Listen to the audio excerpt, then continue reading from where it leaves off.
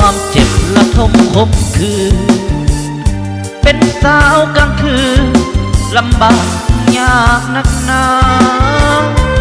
คือสังคมก้าวขานประนามนินทาเขาหาว่าผู้หญิงกลางคืนบ่ดีแต่ความจริงชีวิตมีความจำเป็นพ่อผัวอยากเห็นดูแลเลี้ยงน้อง3 คนค่าของสี่เขาอยากมากแพงเหลือทนจำต้องสู้พอจนเป็นคนผู้หญิงกลางคืนยิ้มแย้มแจ่มใสบริการแค่ก็เพื่อแลกกับเงินก่อนจะได้มามีไผหูข้างในคือหยาดน้ำตาแต่จำเป็นนะทางออกซอกบ่มีนี่แหละชีวิตผู้หญิงกลางคืนหวานอมคมคือหาเงินด้วยความจำเป็น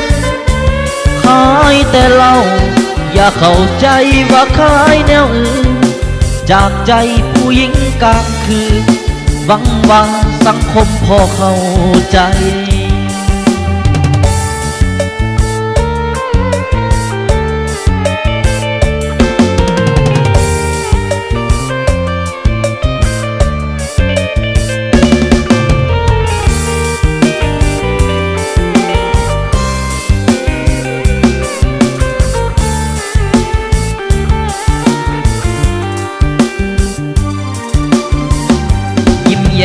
แจ่มใส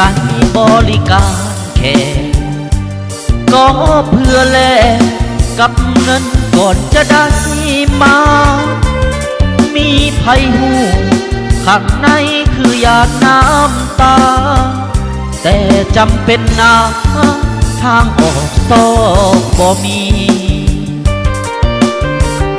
นี่แหละชีวิตผู้หญิงกลางคืนหวานอมคมคือหาเงินด้วยความจำเป็นขายแต่เหล้าอย่าเข้าใจว่าขายแนวอื่นจากใจผู้หญิงกลางคืนหวังว่าสังคมพอเข้าใจ